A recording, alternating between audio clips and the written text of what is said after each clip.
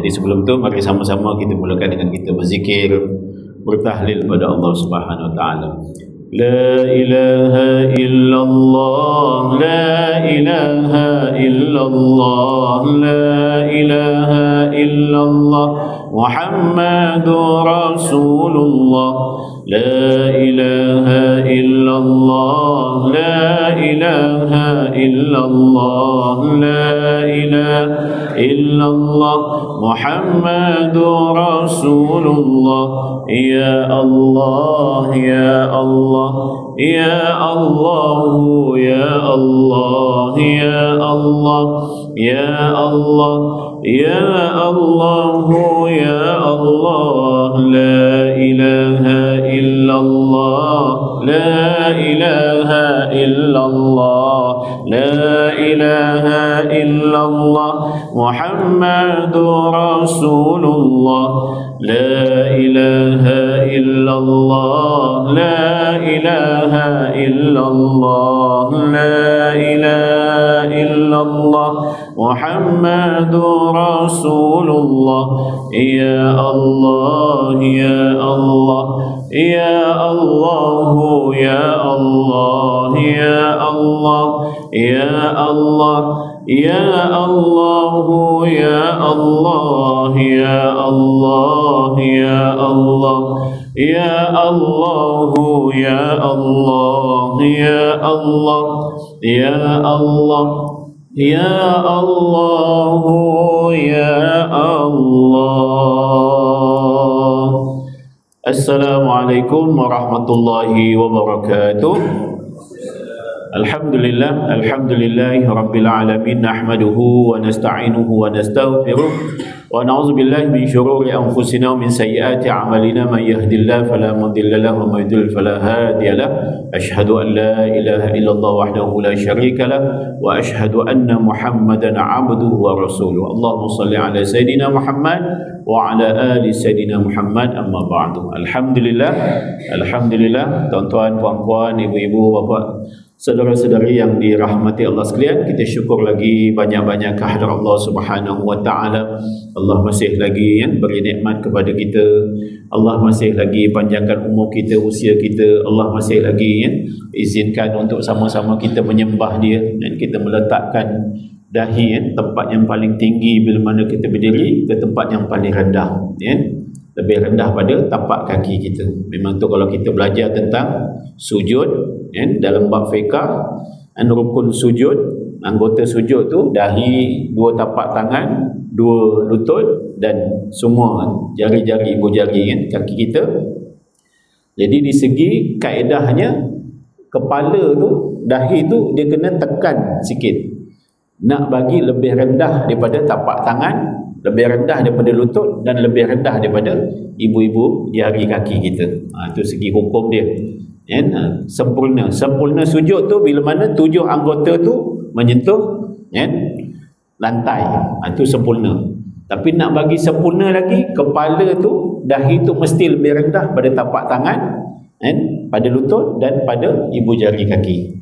Jadi sebab tu kalau kita solat, lantai kita ni macam ini, kalau ikut hukum dia tak sah, sujud kita tak sempurna, sebab kepala tu nanti lebih tinggi pada tapak tangan, pada lutut dan pada kaki. Ni memang kita dah belajar dah. Segi hukum fiqh tu, fardu ainnya betul, anggota sujud tu ada 7. Bila 7 tu menyentuh bumi, sahlah sujud kita. Tapi kalau kita belajar lagi, dalami lagi bab perbahasan tu, dahi tu mesti lebih rendah pada tapak tangan, pada lutut dan pada kaki. Jadi sebab tu bila nak buat surau ke, nak buat masjid ke, nak buat tempat solat dekat rumah ke, macam mana ke, pastikan dia punya lantai tu rata. Tak boleh ditinggikan dia punya kepala tu. Kepala tu tak boleh ditinggikan. Jadi itu antaranya. Jadi apapun, alhamdulillah, Allah masih izinkan kita untuk meletakkan dahi, anggota yang paling tinggi, bila mana kita berdiri ke tempat yang paling rendah. Dan bila mana kita boleh letakkan dahi kita tu ke tempat yang paling rendah tu, kita rasa apa? Adakah kita rasa hina? Betul, memang kita kena rasa hina. Tuan-tuan, lebih-lebih lagi sujud kita tu untuk siapa? Untuk Allah, untuk Tuhan kita. Kalaupun ada manusia, ada makhluk yang Allah boleh perintahkan kepada kita untuk sujud, ibu kita contoh. Tapi dulu memang macam itulah, peringkat-peringkat awal dulu macam tu. Tapi bila mana dah datang Islam, apa semua sujud itu adalah semata-mata untuk Allah Subhanahu Wa Taala. Jadi bila mana kita letakkan dahi ke tempat yang paling rendah tu, bawa rasa dia. Memang anggota zahir tadi tu betul kita dah sujud, sebab sujud tu merupakan rukun dalam solat. Tapi bila mana kita boleh bersujud tadi tu, rasanya apa? Rasa bangga ke? Oh, pagi ni aku boleh sembahyang subuh. Habis hari lain tak sembahyang subuh ke? Oh, bangga pagi ni kita boleh datang ke surau contoh. Tidak. Jadi setiap kali kita bersujud tadi tu, kita nak kena faham kita bersujud kepada siapa, untuk siapa. Kalaulah kita ni tidak diperintahkan bersujud, memang kita tak boleh nak sujud, sebab sujud tu hanya semata-mata untuk Allah Subhanahu Wa Taala. Sujud yang zaman Nabi Adam tu cerita lain. Allah perintahkan semua makhluk sujud kepada Adam, membesarkan Allah, itu cerita lain. Ketika itulah baru terselah perangai syaitan tadi tu, iblis tadi tu, yang enggan, engkar pada perintah Allah. Jadi itu beza dia. Kita boleh bersujud, alhamdulillah. Tapi dalam kita bersujud tu bawa rasa tadi tu, rasa hamba, rasa hina.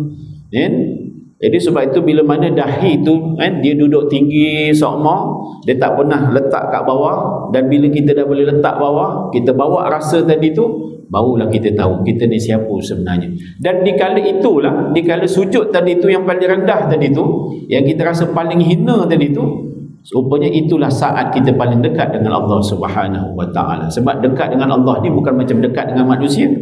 Saya duduk Jendram Hilir. Jendram Hilir mai sini taklah jauh sangat, agak lebih kurang dekat lah, lebih kurang dalam 20 minit lah. Tu yang bila dijemput kuliah subuh tu, saya kata tak apalah, saya datang lah. Kalau ikutkan tak nak datang lah, bukan tak sembahyang subuh, malas dah tuan-tuan, dah tak larat dah. Kebetulan baru ni pula pergi sandakan dekat airport terpleot pula dah. Jadi bila jalan berdengkok-dengkok lah. Kalau ikutkan nak batalkan lah, tapi tak apalah. Cik Wan kita dia dah WhatsApp. Rupanya ada hikmah juga saya datang pagi ni, dapat jumpa sahabat lama saya, Tuan Haji Mahir tu. Lama sangat tak jumpa. Allah nak takdirkan rupanya. Itu tuan-tuan. Jadi maha sucinya Allah Subhanahu Wa Taala, tak rugi kita sembah dia. Walaupun kita letih, kita lesu, memang betul. Solat ini wa innaha lakabiratun illa 'alal khashin. Memang solat ni berat. Siapa kata solat tu syok? Muka-muka kita ni minta maaf lah, autar je yang kata syok tu, autar je tuan-tuan. Kena pula tarawih sekarang ni, imam baca sedap syok imam baca kurang sedap, imam baca perlahan, tak syok tuan-tuan. Jadi syok kita ni bermusim lagi. Bukan syok kita tu betul-betul fana, betul-betul kita khusyuk, betul-betul kita seronok, betul-betul kita manis. Tuan-tuan. Tapi kalau memang betul-betul manis tu, insya-Allah lah. Jadi sebab itu rasa tadi tu perlu diajar, perlu dilatih. Dan sebab bila adanya rasa tadi tuan-tuan, kat situlah adanya kekuatan untuk terus kita istiqamah. Sebab istiqamah itulah yang lagi mahal pada segala-galanya tuan-tuan. Jadi tarawih pada tahun ini kita boleh buat 8, buatlah elok-elok. Boleh buat 20, buatlah elok-elok. Boleh buat 2 pun buat elok-elok, tak jadi masalah. Tak payah cerita kat orang. Semua benda nak cerita kat orang, pahala dah tak ada dah tuan-tuan. Update sana, update sini, hari ni saya berbuka puasa, hari ni saya meraihkan, tak payah tuan-tuan. Kalau dia update cerita habis kat orang tuan-tuan, takut pahalanya dah tak ada dah.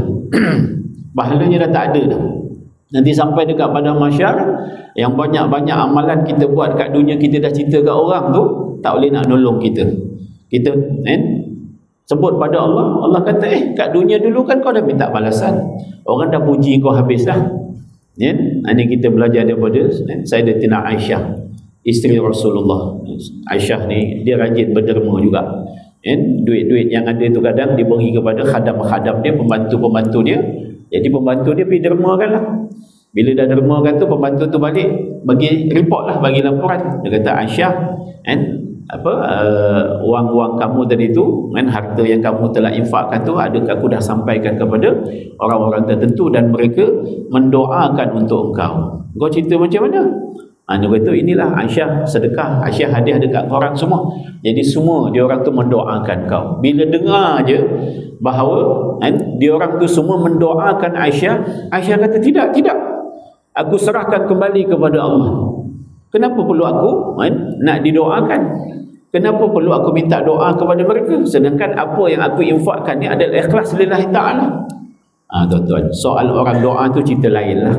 Tentang zakat pun, zakat, khuz min amwalihim sadaqatan tutahhiruhum wa tuzakkihim min wa shalli alaihim. Memang diceritakan tentang zakat ni. Sebab tu bila kita bayar zakat fitrah RM7 ke berapa, 14 ke 21 ke, tuan-tuan relax lah, tak doa pun tak apa, tak angkat pun tak apa, sebab itu sunat. Tuan-tuan, jadi bila dah bayar zakat fitrah contoh ataupun zakat-zakat harta, selalunya amil nanti dia akan berdoa. Memang betul dari segi susunannya tu eloklah didoakan bagi mereka yang bersedekah, bagi mereka yang berwakaf, bagi mereka yang berinfak, tapi itu sekadar begitu sajalah. Jangan pula kita demand minta doa, ini kita belajar daripada Aisyah tadi tu, isteri Nabi. Tidak, aku menginfakkan hartanya memang ikhlas lillahi ta'ala, bukan untuk didoa-doakan, bukan minta itu minta ni dan sebagainya. Sampai begitu sekali tuan-tuan. Jadi ini benda-benda yang kita nak kena belajar lah. Saban hari, saban minggu, saban bulan, saban tahun, kita belajar, kita beramal. Jadi bila mana kita lagi belajar, lagi beramal, lagilah nak membina rasa, tuan-tuan. Sebab rasa ni nak kena bina. Sebab kalau tak ada rasa, susah. Jadi sebab tu bila kita tengok saban tahun kita dah berpuasa ni, dekat situ kita dah boleh berasa dah, tuan-tuan. Berasa dah. Nak tarawih macam mana, nak tarawih berapa ke contoh, nak buka puasa macam mana, nak buka puasa dengan apa, kita dah berasa dah. Sebab benda tu bukan perkara yang sangat penting lah. Macam dulu kita kecil-kecil, besarkan sangat time buka puasa tu nak makan apa, tarawih tu macam mana, Tapi bila kita dah berumur ni tuan-tuan, seadanya, selagi bila kita boleh laksanakan perkara tadi sebaik-baiknya, alhamdulillah, tuan-tuan. Jadi kita tak nak sampai sekarang kita dah puasa berpuluh-puluh tahun dah, berapa tahun kita puasa, tapi stylenya tu sama lagi, tuan-tuan. Berebut nak tarawih kat mana, tuan-tuan. Walhal kalau kita tengok hukum tarawih ni, selain pada apa yang telah diputuskan oleh pejabat agama, itu satu ketentuan. Tasarruful imam ala ra'iyah manuti bil maslahah. Kerajaan, pemimpin kalau tak buat undang-undang tu nanti tak ada panduan. Tapi kalau kita tengok tarawih di zaman Nabi, buatlah. Sembahyang seorang-seorang, itu yang datang cerita, datang kisah Nabi pun tengah sembahyang malam bulan puasa tu, sahabat ni ngada-ngada nak berjemaah dengan Nabi. Tengok-tengok Nabi rakaat pertama Al-Baqarah, tuan-tuan. Ya nak sembahyang belakang Nabi kan. Nabi tak tahu ada makmum kat belakang dia. Kalau Nabi tahu, Nabi tak baca panjang-panjang. Tapi Nabi tak tahu. Jadi dia orang ni curi-curi nak sembahyang jemaah belakang Nabi. Tengok-tengok rakaat pertama Al-Baqarah. Al-Baqarah, tuan-tuan, berapa ayat Al-Baqarah? 200 lebih, cecah 300, tuan-tuan. Bayangkan, menggigil sahabat kat belakang tu. Habis rakaat pertama, bangun rakaat kedua. Ingatkan rakaat kedua tu Nabi baca pendek, tak, lagi panjang. Nabi ulang balik Al-Baqarah, sambung dengan Ali Imran, tuan-tuan. Macam mana tu? Jadi kalau kita tengok pula cerita kisah di zaman Nabi, tarawih ni begitulah, sendiri-sendiri. Sebab dia kategori sembahyang qiyamul lail. Zaman Sayyidina Umar, baru Sayyidina Umar buat ketentuan sembahyang tarawih berjemaah lepas Isyak 20 rakaat. Sahabat-sahabat lain semua bising. Umar apa ni? Zaman Nabi mana dia buat? Ni bid'ah ni. Kan orang sekarang duk gaduh pasal bid'ah kan. Lakonan bid'ah tu pun bid'ah juga, tuan-tuan.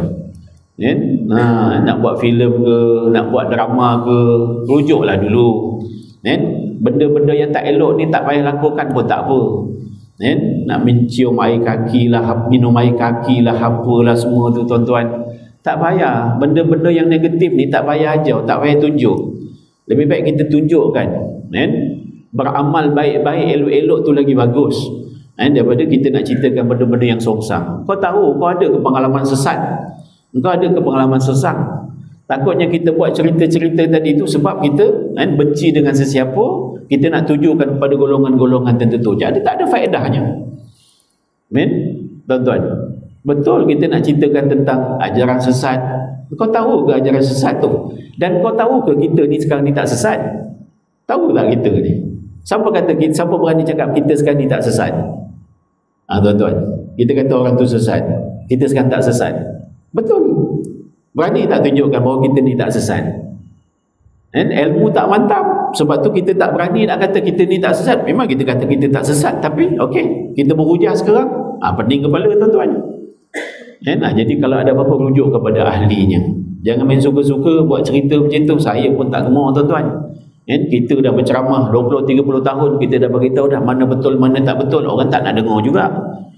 Tuk-tuk artis cerita baru kita nak terima. Macam mana tuan-tuan? Macam mana tu tuan-tuan? Jadi nak kena beringat. Nak kena beringat. Sayyidina Umar bila mana dia buat sembahyang tarawih 20 rakaat berjemaah tu, sahabat-sahabat lain semua bising. Mana ada ni zaman Nabi, mana ada ni? Ini bid'ah ni. Nabi tak buat. Apa kata Sayyidina Umar? Ni'matul bid'ah hadhihi.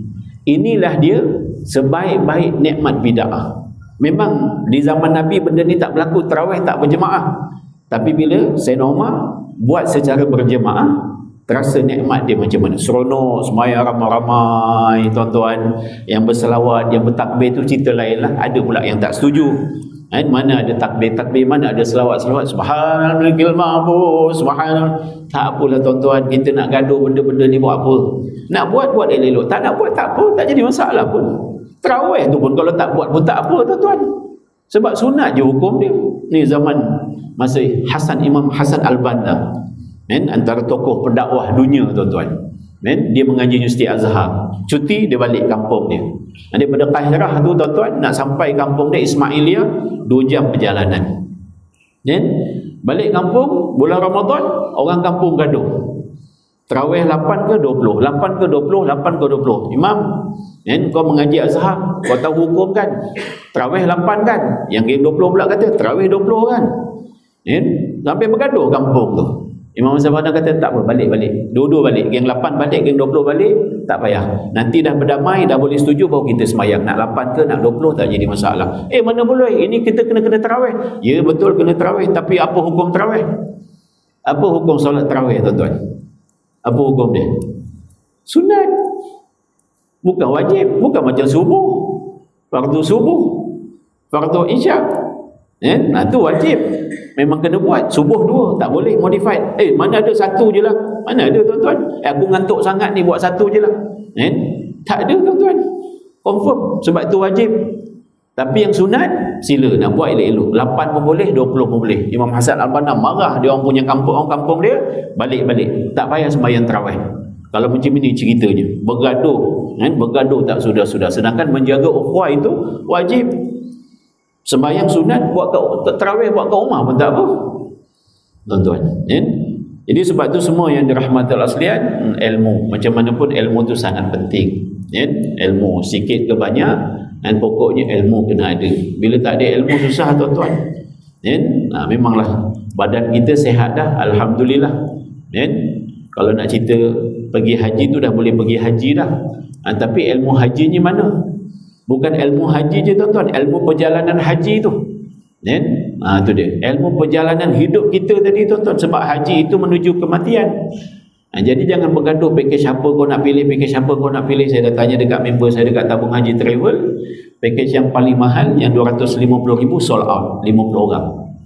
250,000 satu package tuan-tuan, sold out. Tu dia. Dahsyat orang Malaysia kita, alhamdulillah, baguslah tuan-tuan. 250,000. Tu pendek je, 16 hari kalau tak silap. 16 hari 250,000. Sold out tuan-tuan. Saya teringin nak pergi juga, tapi kebetulan duit pun tak ada, tak payahlah tuan-tuan. Kalau tidak memang boleh pergi tu. Tu tak ada kota pun orang ceritanya boleh pergi juga tu. Tu cerita tuan-tuan. Betul. Kita ada kereta tuan-tuan, kereta kita lawa, model baru. Enjinnya pun bagus. Tapi minyak tak ada. Macam mana nak jalan? Macam mana nak start? Ada minyak pula, tak pandai bawa kereta. Macam mana? Macam mana nak sampai? Kereta canggih ni. Jadi tak usah pening pada, pakai je driver. Pakai driver sampailah. Jadi begitu perjalanan hidup kita ni. Ilmu tu sangat penting. Tuan-tuan, sikit ke banyak tak jadi masalah, tapi kena carilah, tambah sikit, tambah lagi, tambah lagi, tambah lagi, tambah lagi, tambah lagi. Cara formal ke, cara santai ke, tambah. Jangan kita nafikan ilmu. Sebab selagi mana ilmu tadi tu tidak dibina dalam diri kita, dia tak akan datang. Mana ada orang lahir-lahir terus pandai mengaji? Mana ada orang lahir-lahir terus pandai solat? Kalau ada, ceritalah kat saya. Tak ada, tuan-tuan. Benda tu kena bina, kena pupuk, kena semai. Mengaji susah macam mana pun tak apa, mengaji, tuan-tuan. Mengaji tu bukan mengaji Quran je, tuan-tuan, mengaji ilmu tu. Ni mudah-mudahan dengan ilmu yang ada dalam diri kita tadi tu, bila mana dibina, disemai, ilmu tu sendiri akan masak, tuan-tuan. Ilmu tu masak. Bila masak ranum tu, barulah kita makan sedap. Begitu juga dengan beramal ni, kena buat lagi, dalami lagi, bawa rasa dia, barulah solat yang berat tadi tu jadi ringan. Barulah jadi manis, barulah jadi seronok, barulah ada rasa bila mana kita tertinggal solat tu, macam mana rasa dia. Dalam apa keadaan sekalipun, belajar solat. Di saat kita sekarang ni sedang dalam keadaan yang tenang, solat cara tenang. Kalau masa sakit tadi, solatnya macam mana, tuan-tuan? Tu semua nak kena tahu tu. Tuan-tuan. Saya dulu tahun 98, 99, 2000 macam itulah. Masa tu saya bertugas di Lembaga Zakat Selangor. Dapat jemputan masa tu UiTM. Dia ada induksi untuk dia punya pendaki Gunung Everest, nak hantar dalam 20 orang masa tu, tuan-tuan. Jadi dia tengah buat induksi. So adalah induksi akhir tu, dia minta saya cerita sikit tentang solat dekat Gunung Everest tu macam mana, dalam keadaan sejuk tu macam mana. Okeylah, saya dah buat preparation lah. Besok saya punya sesi tu, dia dapat call. Masa tu WhatsApp ni belum ada lagi. Dapat call, dia kata, "Ustaz, kita tangguhkanlah Ustaz punya sesi tu." Jadi Ustaz punya sesi kita tangguhkan. Saya kata, "Kenapa?" Dia kata, orang atas kata takkan tak reti lagi sembahyang, takkan tak reti lagi solat. Okeylah, saya kata lepaslah tanggungjawab saya.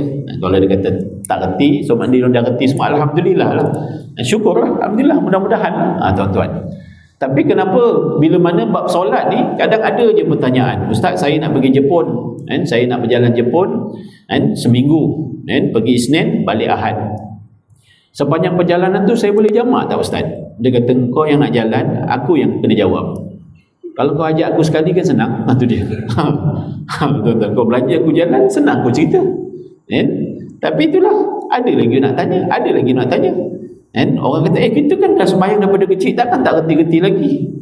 Memanglah reti.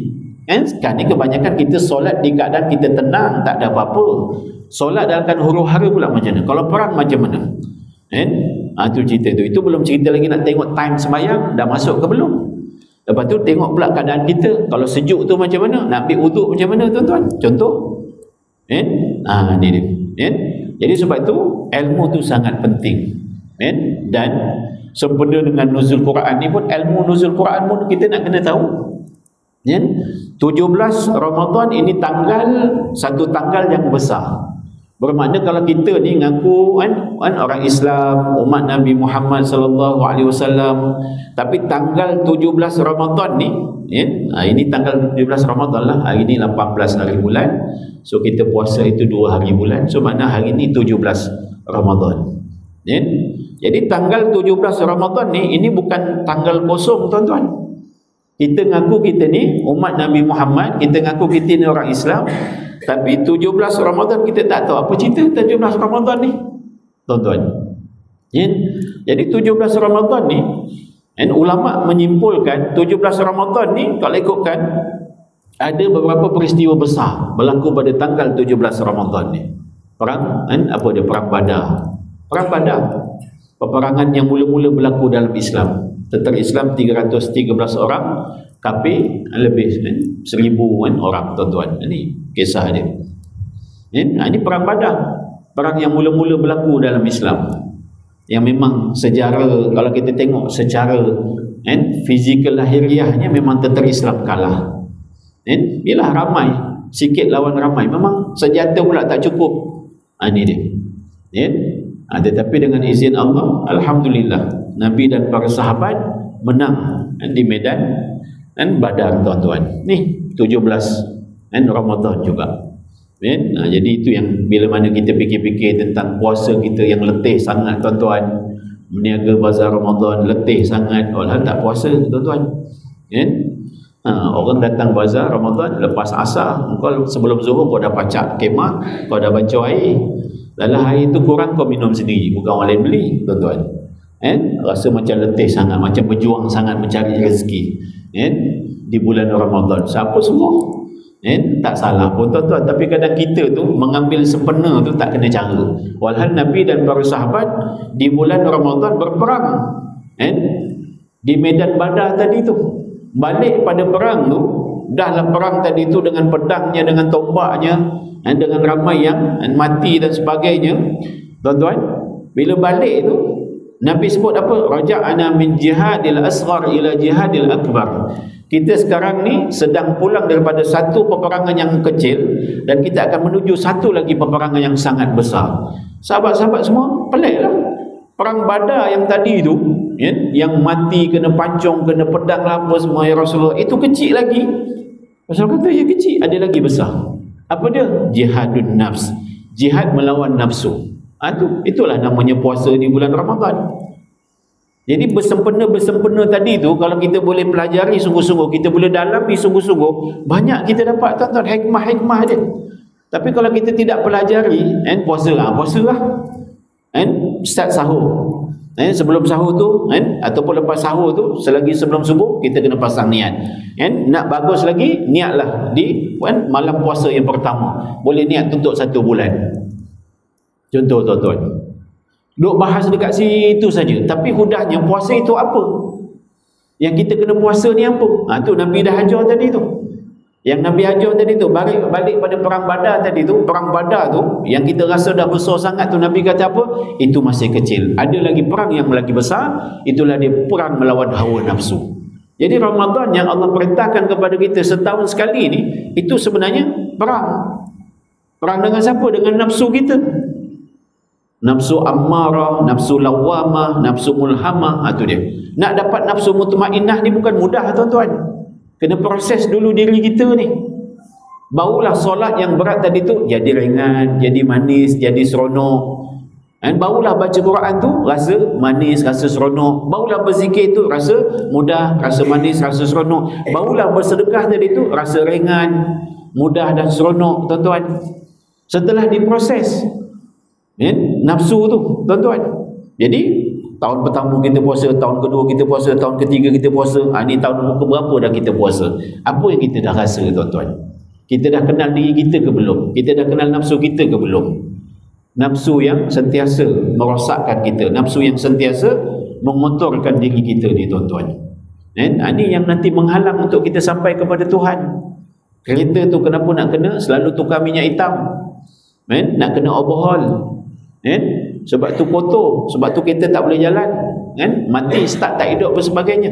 So itulah ibarat nafsu yang ada dalam diri kita ni. Kalau kita tak bersihkan dia, kita tak basuh betul-betul, dia akan jadi penghalang. Semua benda jadi malas lah, tak nak lah, itulah, inilah, jadi negatif lah, tuan-tuan. Sebab nafsu tadi tu. Jadi ini berlaku pada 17 Ramadan. Dalam masa yang sama juga, ulama sepakat menyatakan ayat Quran yang mula-mula turun kepada Nabi, kan kita tahu Nabi beruzlah di Gua Hira punya lama, izlah, tuan-tuan. Uzlah tu bawa diri lah. Nabi bukan tinggalkan Mekah, tidak. Ketika itu Mekah tu dah kalut sangat dah serabut sangat dah, macam-macam cerita. Menyembah berhala tu satu bab, yang bergaduhnya lah apa semua bla bla. Jadi Nabi beruzlah, bawa diri sekejap lah, kan? Tu tuan-tuan, tu yang duduk di Gua Hira. Gua Hira tu kalau siapa pernah naik tu, kalau duduk atas tu, kan, kalau tak ada bangunan, menara, jam semua tu, memang boleh nampak direct, terus nampak Kaabah tu, dataran Kaabah tu nampak. Jadi walaupun Nabi beruzlah di Gua Hira tu kadang seminggu, 2 minggu, sebulan, tapi Nabi tahu apa yang berlaku tu. Memang nampak tu kalau duduk. Ini dulu-dulu dah siapa pernah pergi sebelum naik menara tu tuan-tuan, memang nampak pergi pada Gua Hira tu, nampak zoom kat Kaabah sana, dataran Kaabah. Jadi Nabi nampak semua tu. Dia bukan Nabi tak tahu. Jadi ketika Nabi beruzlah itulah pada tanggal 17 Ramadan turunlah ayat Iqra bismi rabbikal ladzi khalaq. Itu antara dia. Tuan-tuan, bermakna malam pertama turun ayat Quran. Ada pendapat mengatakan Allah turunkan Al-Quran tadi tu yang 114 surah tu, yang 30 juzuk tadi tu Allah turunkan seketul tu di Baitul Ma'mur. Baitul Ma'mur ni dekat langit sana tuan-tuan, bertepatan dengan Kaabah. Ni Kaabah kat bawah ni. Jadi sederet atas tu, itu namanya Baitul Ma'mur. Macam mana kita bertawaf dekat bawah ni, manusia bertawaf dekat bawah tu, yang di Baitul Ma'mur tu malaikat bertawaf juga dekat atas. Jadi Al-Quran tu diturunkan selonggok 30 juzuk tu di Baitul Ma'mur selama 23 tahun, diturunkan sikit-sikit Al-Quran tadi tu. Satu hari satu ayat, ada yang kadang satu surah pendek-pendek turun kepada Nabi. Itu ada cerita pula asbabun nuzul. Ayat Quran yang 6,666 ayat tu lah, lebih kurang macam tu lah tuan-tuan. Yang 114 surah tadi tu, yang 30 juzuk tadi tu, Allah turunkan kepada Nabi selama 23 tahun, ikut kisah, ikut cerita. Sebab tu kenapa ada asbabun nuzul pula. Kenapa ayat tadi diturunkan? Kalau Quran asbabun nuzul, kalau hadis asbabul wurud. Kenapa hadis tadi tu keluar? Hadis-hadis tu semua ada sebab. Kadang kebetulan Nabi ditanya, keluarlah hadis tadi. Ini benda utama tuan-tuan. Jadi ayat Quran tu dia bukan turun begitu saja, gedebuk turun, tak. Sebab tu ada satu ketika kadang ayat Quran ni lama tak turun. Sahabat-sahabat ni yang dah selalu dengar bacaan Quran daripada Nabi dah sampaikan ayat-ayat tertentu, sampai satu ketika tu tuan-tuan, sampai satu masa tu Quran lama tak turun.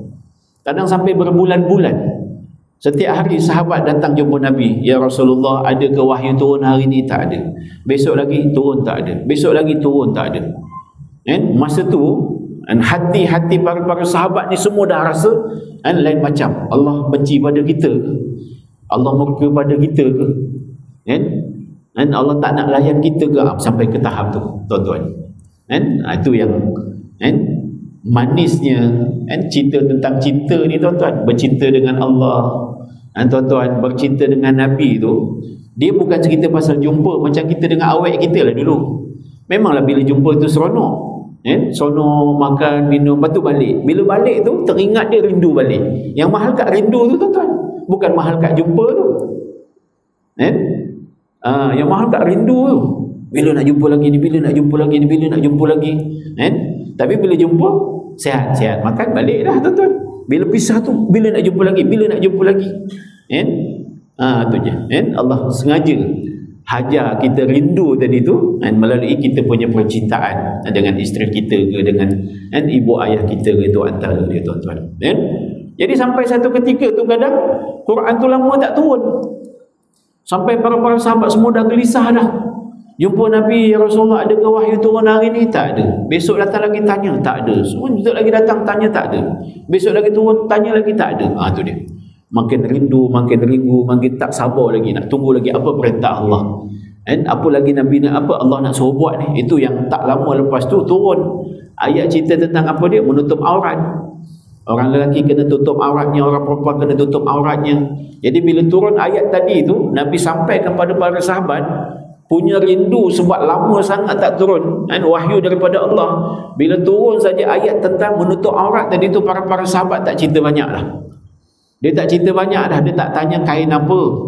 Ya Rasulullah, betul kan, orang perempuan ni nak kena tutup tubuh badan dia, tapi nak kena pakai kain apa? Kain tebal ke, kain nipis, kamda ke, jekel?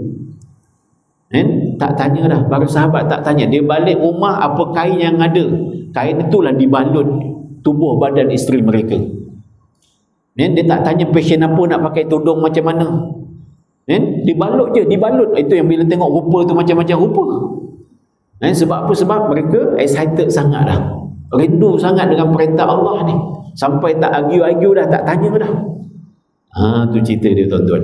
Jadi kalau kita tahu cerita tentang asbab nuzul perintah tutup aurat tu pula, tahulah kita nak buat fashion-fashion baju hari ni. Jangan buat suka-suka je. Sekarang ni main-main buat suka je, tuan-tuan. Baju Melayu pun dah tak ada pesak dah sekarang. Saya nak pakai pun susah. Sebab dia ke depan sikit perut tu, tuan-tuan. Baju sekarang mana ada pesak dah. So akhirnya sangkutlah dekat perut dengan punggung. Kat dada macam best sangat, tapi kat bawah dah sangkut dah. Sebab tu kenapa waktu tu dulu buat ada pesak. Ke kita pun ada yang sekarang mungkin tak tahu pesak tu apa. Pesak pun mungkin dah tak tahu lah, tuan-tuan. Sebab tak jumpa. Tu cerita. Betul lah kita buat baju Melayu ke bagi cantik, bagi apa, tapi ada benda-benda yang tak sempurna. Macam contoh tadi, pesak tak ada. Walau orang tua-tua dulu tu punya buat baju tu bagi selesa lah apa semua, bagi nampak bila pakai tu comel betul, cover depan belakang kanan kiri, tuan-tuan. Tapi kita hari ni cerita pasal janji laku, janji boleh jual, tuan-tuan. Rock tank tak pasal-pasal pun jadi model baju Melayu. Walau dia orang siap, tuan-tuan. Kita yang Melayu jauh ni tak ada siapa pula nak ambil jadi duta, tuan-tuan. Jadi sahabat begitu rindu dengan perintah Allah, tak cerita banyak. Bahkan tuan-tuan dan puan yang dirahmati Allah sekalian, 17 Ramadan ni juga ada pendapat mengatakan itulah dia malam Lailatul Qadar. Tuan-tuan, kita tak tahu semua ni rahsia daripada rahsia Allah. Walaupun memang betul sepakat mengatakan malam 27 pun belum tentu. Sahabat bertanya kepada Rasulullah, adakah berlaku pada malam 27? Nabi diam. Nabi diam. Tu tuan-tuan, sebab benda dia rahsia. Benda tu rahsia. Nabi kata carilah di 10 yang akhir, carilah di malam-malam ganjil. Jadi malam genap tak jadi ke? Rahsia.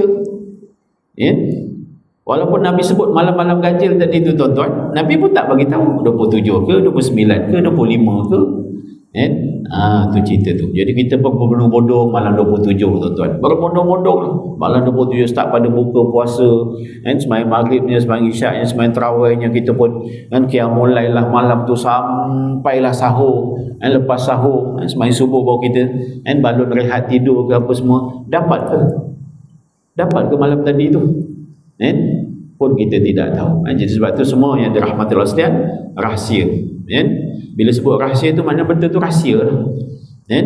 Jadi orang-orang tertentu Allah akan campakkan rasa tadi tu untuk apa, tuan-tuan? Untuk mendapatkan perkara-perkara yang namanya rahsia tadi. Termasuklah, tuan-tuan, yang namanya Al-Quran. Al-Quran ni pun satu amalan yang sangat luar biasa. Cuma kita tak rasakan Al-Quran tadi tu besar ke macam mana ke. Sebab apa? Sebab ada rasa-rasa yang Allah mungkin dah tarik pada kita. Imam Hasan Al-Banna dia tulis dalam karangan dia, beza orang dulu dengan orang sekarang. Orang dulu, Nabi, para sahabat, salafus soleh, orang-orang soleh dulu-dulu ni, tuan-tuan, dia baca Quran dengan kita sekarang ni baca Quran macam mana. Kita baca juga sama, tuan-tuan. Baca. Tapi baca kita ni kadang macam tadilah, nak bersuara sangat, nak menyanyi sangat, nak berlagu sangat, nak bertanding sangat, sampai tersohorlah nama kita itu, ini dan sebagainya. Macam-macam qiraat, macam-macam kita lagu kita boleh baca. Betul, memang kita nak kena baca Quran tu dengan berlagu, dengan suara yang indah, tapi jangan habisnya dekat situ saja. Sebab tu Imam Hasan Al-Banna dia sebut beza orang dulu, kenapa mereka menjadi generasi yang hebat, Jailul Quran, generasi Al-Quran yang hebat. Tapi hari ini kita tak dapat perkara tadi tu. Ada 4 benda. Imam Hasan Al-Banna, orang dulu bila mana mereka baca Quran, dipelajari Al-Quran tadi tu, walaupun dengan berlagu ke, dengan apa ke, tapi bila mana orang dulu baca Quran, pertama-tamanya mereka akan dapat satu ilmu yang besar. Kerana sungguhnya Al-Quran itu adalah sumber akidah salimah, sumber akidah salimah, akidah yang sejahtera. Jadi Quran rujukan dia, sumber dia. Betul kita berbahas ilmu tauhid, sumber bahasan ilmu tauhid itu pun Al-Quran juga tuan-tuan. Al-Quran dibantu dengan hadis. Jadi sumbernya Al-Quran dan hadis. Jadi mempelajari tauhid tadi itu, pegangan hidup yang sejahtera, berpandukan kepada Al-Quran dan Sunnah, dibahas, tuan-tuan, akhirnya kita boleh kenal Allah Subhanahu Wa Taala. Sebab Allah ni bukan macam mana kita kenal manusia. Manusia ni pertama-tamanya betul ada nama, okeylah, Allah pun ada nama. Siapa kata Allah tak ada nama? Allah tu sendiri, alif lam lam ha tu nama Allah, ismu zat, nama empunya zat. Zat Allah kita tak boleh tahu, tak boleh rasa, tak boleh tengok. Contoh tuan-tuan, zat manusia kita boleh tahu. Ghazali, okey, hari ni dia pakai spek hitam, tu Ghazali pakai cincin, baju dia biru, kopiah dia biru. Ghazali ni tak tinggi tak pendek tuan-tuan, tak gemuk tak kecil. Tu zat saya. Zat Allah macam mana? Tak sama. Tu tuan-tuan. Tapi Allah ada nama, tambah lagi 99 Asmaul Husna tuan-tuan. Kita berapa nama kita? Tak kisahlah, banyak ke sikit tak jadi masalah. Ada nama yang kadang rupanya itu nama panggilan daripada kecil, Bucuk nama dia. Tu namanya Bucuk, tuan-tuan. Siapa tu yang pelumba motosikal Terengganu tu, saya pun lupa apa nama gelaran dia. Apa orang panggil dia, rupanya dulu orang dia badan dia gemuk, tu akhirnya dipanggil tak apa tak, saya lupa nama dia. Walaupun dia dah jadi Formula 1 punya ni, Johan, nama glamour tu masih dipakai lagi. Rupanya itu nama panggilan, tak apa. Kalau dia suka dengan panggilan tadi tu, walaupun tak ada nama resmi, sebab tu Nabi berpesan kepada kita, nak bagi nama anak-anak tu bagi nama elok-elok. Bila dah bagi nama elok-elok, panggil elok-elok. Panggil elok-elok. Baikilah panggilan namamu, kerana sungguhnya nanti di akhirat malaikat akan panggil ikut panggilan nama kita kat dunia. Memang betul IC kita Muhammad Ghazali bin Ibrahim, tapi rupanya saya ada nama daripada kecil. Daripada kecil saya orang panggil saya Haji. Saya kalau balik kampung ke semua, kawan-kawan sekolah panggil saya Haji, AJI, Haji. Sebab saya dulu dia kecil tu suruh pakai songkok Haji. Pergi sekolah pakai seluar pendek tapi pakai songkok Haji. Itu dulu saya. Jadi sampai orang panggil dia ni bodoh, pakai seluar pendek tapi pakai songkok Haji. Nak macam mana? Itu minat saya daripada kecil. Pergi sampai tua-tua sampai besar pun orang panggil saya Haji. Itu nama panggilan saya. Tuan-tuan, jadi Nabi kata perbaikilah nama panggilanmu, kerana di akhirat nanti Allah akan panggil ikut nama panggilan kita, tuan-tuan. Jadi Al-Quran itu sumber. Bila kita berbahas ke apa semua tentang tauhid, akidah, itu Quran. Quran dan hadis sumbernya. Pelajari sungguh-sungguh sampai kita ni benar-benar boleh mengenal Allah Subhanahu Wa Taala. Memang kita kena kenal Allah, tuan-tuan. Macam mana kita sembah dia kalau kita tak kenal dia? Sebab tu Imam Sanusi tu dalam kitab Tauhid dia letakkan syarat untuk amal ibadah kita diterima oleh Allah. Ma'rifatul ma'bud qabla al-ibadah. Itu syarat ibadah kita diterima, syarat amalan kita diterima. Yang kita niat tadi tu, usolli fardhu subhi rak'atain lillahi ta'ala tadi tu, saja aku solat subuh 2 rakaat kerana Allah tu kita kena kenal. Sebab kalau kita tak kenal dia, tuan-tuan, amalan ibadah kita tadi tu, solat subuh kita 2 rakaat tu Allah tak terima. Kalau Allah tak terima, maknanya Allah tak ganjari, tak ada pahala dia. Kalau tak ada pahala, bermakna tak ada kebaikan yang kita dapat daripada solat tadi tu. Inna solata tanha anil fahsya'i wal munkar. Solat tu boleh cegah kita daripada maksiat dan mungkar. Jadi tak dapat dah. Sebab tu kenapa hari ni lagi banyak solat, lagi banyak dosa kita buat. Sebab tak dapat dah. Dia punya fadilat, dia punya khasiat solat tu dah tak ada dah. Kenapa? Sebab kita mendirikan solat yang kononnya kerana Allah, tapi kita tak kenal dia. Sebab tu Imam Sanusi letak syarat ma'rifatul ma'bud qabla al-ibadah. Syarat untuk amalan kita diterima oleh Allah Subhanahu Wa Taala hendaklah kita mengenali siapa yang kita sembah tadi tu, tuan-tuan. Jadi ilmu tauhid. Sebab tu orang dulu dengan orang sekarang beza. Orang sekarang baca Quran, baca, tapi dia tak faham, dia tak kenal Tuhan. Bila tak kenal Tuhan, tuan-tuan, yang lain lagi lah tak kenal. Akhirat tak kenal, syurga neraka tak kenal, tapi beria nak syurga, beria tak nak neraka, tuan-tuan. Jadi benda tu jadi omong-omongan sekarang. Dan kita bercinta sampai ke syurga, ya, kita berkahwin sampai ke syurga, ya, wahai sahabat-sahabat syurga ku semua. Ya ke, tuan-tuan? Macam syurga tu saya punya pula. Apa khabar sahabat-sahabat syurga semua, tuan-tuan? Macam syurga tu saya punya pula. Walaupun mungkin dalam ramai-ramai ini dah confirm ada di neraka, tuan-tuan. Walaiyazubillah lah, tuan-tuan. Sebab kita pun tak tahu. Mungkin ramai-ramai ini dah ada dah orang yang telah dituliskan nasibnya su'ul khatimah. Tapi kita yang confident, sahabat-sahabat syurga semua. Ni yang bercakap ni confirm syurga, tuan-tuan. Jadi kalau kita kenal, tuan-tuan, kita tahu yang namanya iman tadi tu kepada Allah, kepada hari akhirat, kepada qada dan qadar, kepada Rasul, kepada kitab, tuan-tuan, kepada malaikat ni. Kalau kita tahu semua ni, kadang kita nak bercakap, nak sebut syurga tu pun kita tak berani. Ni cerita dia. Yang kedua, orang dulu bila baca Quran, apa yang mereka dapat, tuan-tuan, selain pada akidah salimah, mereka dapat ibadah sahihah, ibadah yang betul. Tuan-tuan, baca Quran, baca hadis, belajar sungguh-sungguh, didalami sungguh-sungguh, akhirnya mereka dapat berpegang kepada ibadah yang betul. Tuan-tuan, jadi bila akidah kita dah betul, tak adalah kita mudah terpesong. Bila ibadah kita pun dah betul, tuan-tuan, ibadah betul, alhamdulillah, kita rasa tenang, tuan-tuan. Tak adalah tengok orang, kita nak buat macam tu lah, tak payah. Dia, aku, tak payah sibuk, tuan-tuan. Tengok anak orang tu tahfiz Quran, biarlah. Anak kita, biar.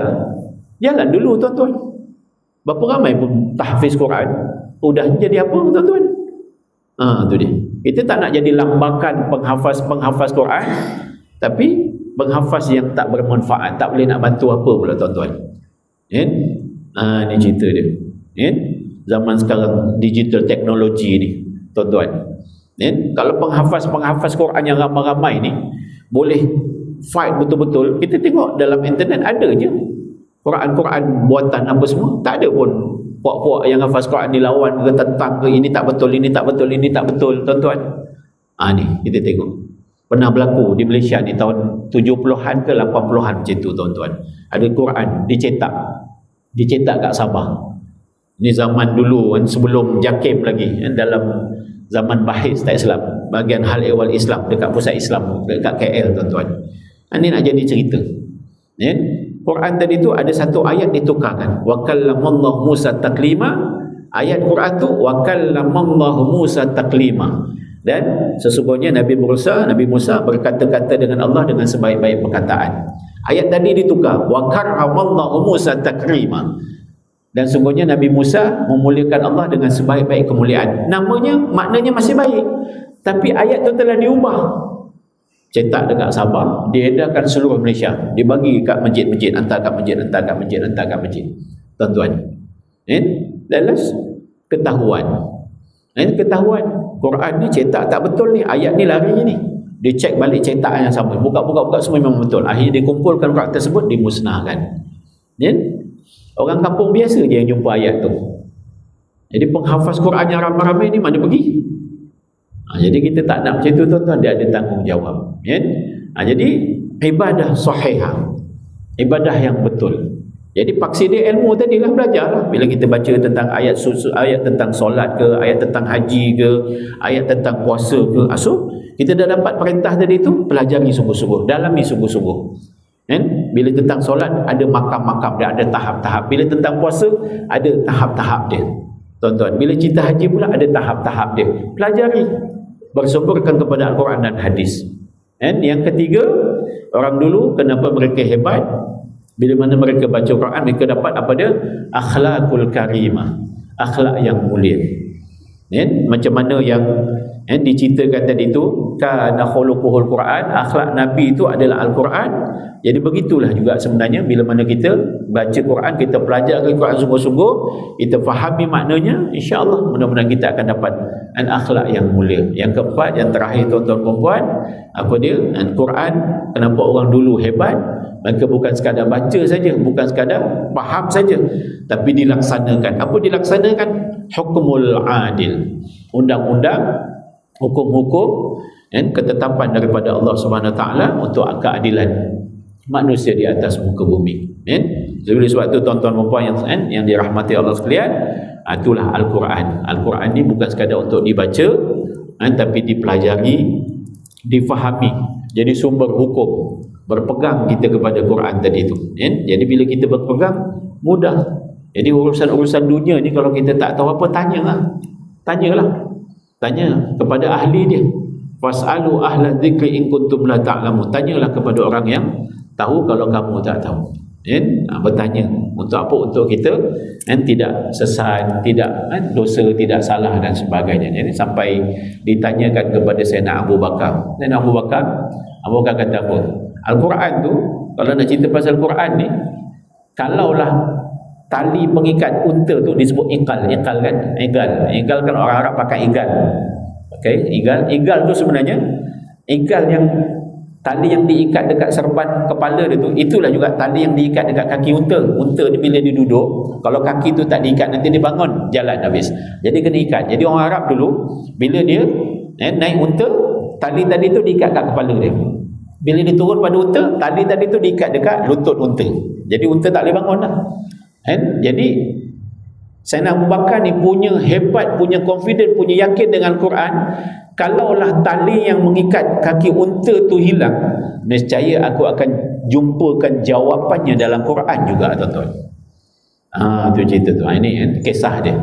Jadi semua yang dirahmati Allah sekalian, Quran yang Allah turunkan pada 17 Ramadan, yang 17 Ramadan juga perang besar berlaku dalam Islam, perang Badar, dan inilah juga yang berlaku, ulama mengatakan malam Lailatul Qadar pun berlaku pada tanggal 17 Ramadan, dan pada malam itulah turunnya Al-Quran secara selonggok di Baitul Ma'mur, dan Allah turunkan sedikit-sedikit selama 23 tahun ikut situasi Nabi kita.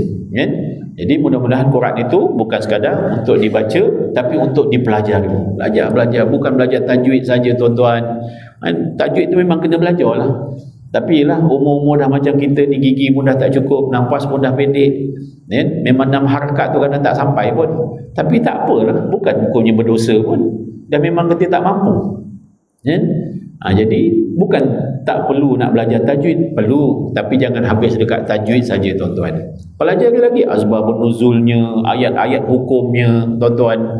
Sampai dalam Quran tu kan penuh dengan kisah umat-umat dulu, tuan-tuan. Jadi bila dibaca ayat-ayat kisah tadi tu, mungkin akan menggilapkan lagi iman kita, keyakinan kita, tuan-tuan. Jadi jangan dihabiskan dekat tajwid saja, tuan. Jangan dihabiskan dekat talaqi Quran, tuan-tuan, sampai ilmu-ilmu ataupun amalan-amalan yang lain terbantut, tuan-tuan. Jadi sebab apa? Ada grup-grup, ada kumpulan-kumpulan dekat Malaysia ni, sibuk je dekat ngaji Quran tadi tu, tajwid tak sudah-sudah, tuan-tuan, talaqi Quran sana, talaqi Quran sini, akhirnya amalan-amalan yang lain terbantut. Jadi jangan, kita tak nak macam itu, tuan-tuan. Quran ni memang kita kena baca setiap hari dan pelajari maknanya setiap hari, tapi dalam masa yang sama, tuan-tuan, mohonlah banyak-banyak pada Allah Subhanahu Wa Taala supaya diberikan kepada kita rasa kemanisan membaca Al-Quran tadi, tuan-tuan. Jadi sebab itu kenapa baca Quran tu pun ada adab dia. Ada adab dia. Pastikan kita berada dalam keadaan berwuduk, duduk elok-elok menghadap kiblat. Jadi tenang baca Quran ni, jangan kalang kabut. Kalau kalang kabut nanti apa pun tak syok. Tapi bila mana kita tenang, nak baca pun sonok. Bismillahirrahmanirrahim. Alhamdulillahirabbil alamin. Tenang, tuan-tuan. Tenang. Jadi bila tenang tu kita baca Quran pun sonok, kita tengok makna dia, mengalir air mata kalau cerita tentang kisah-kisah dan sebagainya nanti, insya-Allah. Jadi tuan-tuan dan puan-puan yang dirahmati Allah sekalian, sekadar itu sajalah renungan untuk kita bersama sempena dengan nuzul Quran 17 Ramadan pada tahun ini. Dan mudah-mudahan kan, apa lagi kan, rezeki peluang Allah berikan kepada kita, marilah sama-sama kita manfaatkan dengan sebaik-baiknya. Dan Ramadan ni berbaki beberapa hari lagi tuan-tuan kan, walaupun memang betul kan ujungnya nanti tu kegembiraan Syawal kan, di hari raya tu memang kita kena raikan, tapi dalam masa yang sama kan, jangan lupalah malam raya tu sini tuan-tuan. Kalau confirm lah raya 31 kan, Mac ni hari Isnin, jadi Ahad malam Isnin tu malam raya tu tuan-tuan, malam raya tu adalah merupakan malam yang mustajab doa kan. Tarawih dah tak ada dah tuan-tuan, tapi malam raya tu sebenarnya merupakan malam mustajab doa. Jadi jangan sambil kita nganyam ketupat kita ngumpat tuan-tuan kan. Jadi sambil nganyam ketupat tu berdoa lagi kan, untuk anak-anak yang nak balik kampung selamat mandu, tak ada kemalangan dan sebagainya. Ni tuan-tuan kan, malam tu adalah malam yang mustajab doa. Allah beri lagi tu tuan-tuan. Jadi jangan kita ralit sibuk dengan lagu raya ni lah, apa ketupat rendang lah apa semua, sampai kita lupa dah kan kita punya amalan 1 bulan puasa tadi tu kan. Jadi sekadar itu saja renungan untuk kita bersama. Mudah-mudahan ada kebaikan diambil, diamalkan, dibanyak-banyakan. Kalau ada kelemahan keburukan minta ampun, minta maaf banyak-banyak. Aku qul wa astagfirullah li wa lakum. Wassalamualaikum warahmatullahi wabarakatuh. Kita tanggung tasbih kafarah dan suratul subhanakallahumma wa bihamdika asyhadu an la ilaha illa anta astaghfiruka wa atubu ilaik. Bismillahirrahmanirrahim. Wa illal ladzina amanu wa tawassaw bil haqq wa tawassaw bis sabr.